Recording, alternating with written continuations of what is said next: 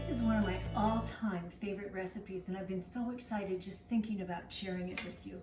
I always use it for Thanksgiving, and it can be, especially if you're a vegetarian choice or a vegetarian main course, and it makes a beautiful centerpiece. So, it's not the easiest recipe I've ever made, but it's not difficult at all.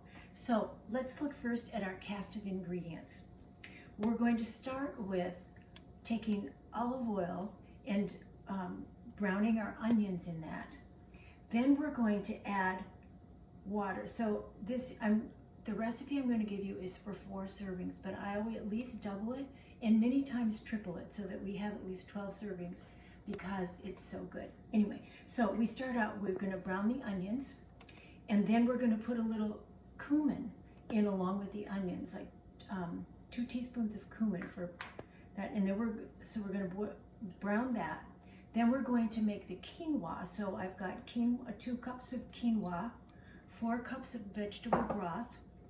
And then when we're doing that, we're also going to add 1/2 cup of cranberries. So, and while that's cooking, or while that takes, 15 or 20 minutes, 25, we're going to prepare the butternut squash. So it's 1.5 cups for every 4 servings of little diced butternut squash.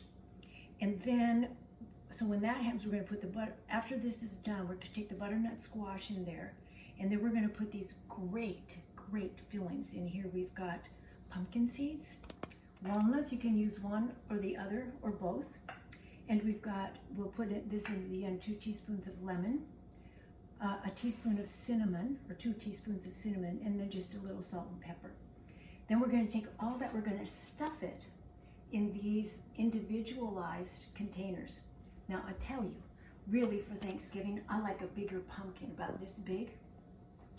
But it's almost Thanksgiving as I do this, and there's no more pumpkins in the store. What I usually do is I buy, like a decent sized pumpkin, not humongous, but about this size, before Halloween, because after Halloween, they take the pumpkins away. So you just get your pumpkin and just put it in the refrigerator, or depending where you are, you don't want it too hot. When I lived in Switzerland, people had pumpkin soup all winter long. They got a big piece of a big pumpkin, and they kept it on the back porch.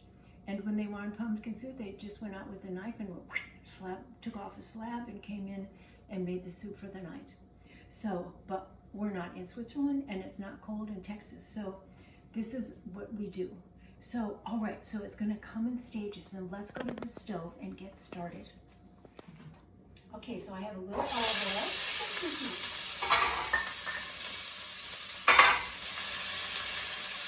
And now we're just going to brown the onions. And I'm going to put the cumin in. Isn't that an interesting flavor to put in with this cumin? What makes it so good is the unusual assortment of goodies in here.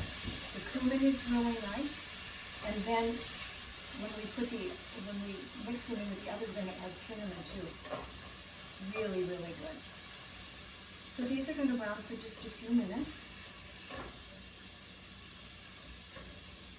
And then when we come back, and these are all browned, we're going to add our vegetable broth and the quinoa and the cranberries.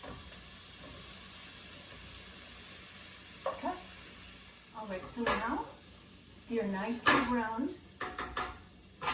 Now we're going to add our vegetable broth, our quinoa, and our cranberries. Pardon my house reach there. All right, so now we're going to set this, we want it to come up to a boil. And then we want it to just cook away for however long it takes the quinoa. I think it's 15 to 20 minutes. All right, so I'll see you back here in a minute. Okay, now we have our quinoa with cumin and cranberries and onion that's just finished. Now we're going to add our butternut squash. So that you can steam it, you can boil it. I usually put it in my toaster oven and let it bake for 20 or 30 minutes. And you can use pepitas, which is pumpkin seeds, or you can use walnuts instead of that, or you could use both, a little salt and pepper, and cinnamon. Yum, yum. And I'm going to put just a touch of lemon in there.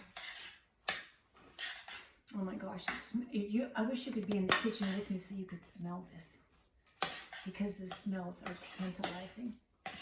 As I said, this is one of my traditional Thanksgiving fare things, but I am known to make it at many other times during the year because it's beautiful and it's unusual and it's delicious. Okay, so there it goes.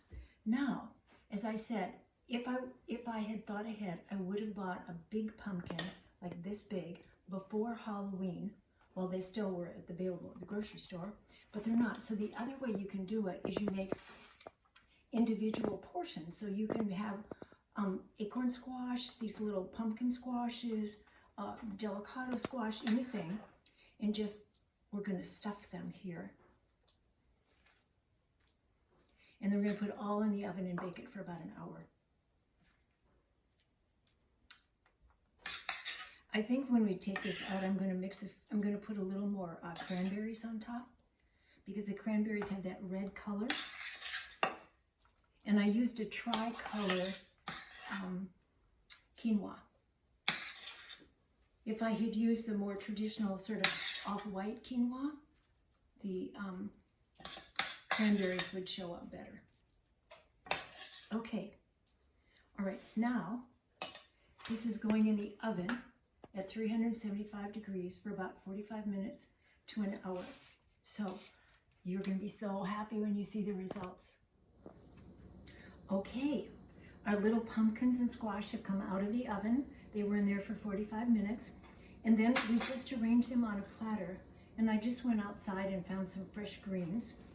So we can decorate this so people can they can either scoop out some for one dish, or they can take the whole container and put it on their plate for their own dinner. So I added a few more cranberries just to give it a little more color.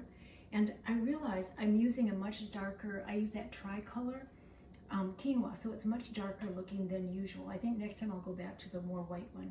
But anyhow, here it is, our butternut squash with cranberries and pumpkin seeds, killer good casserole.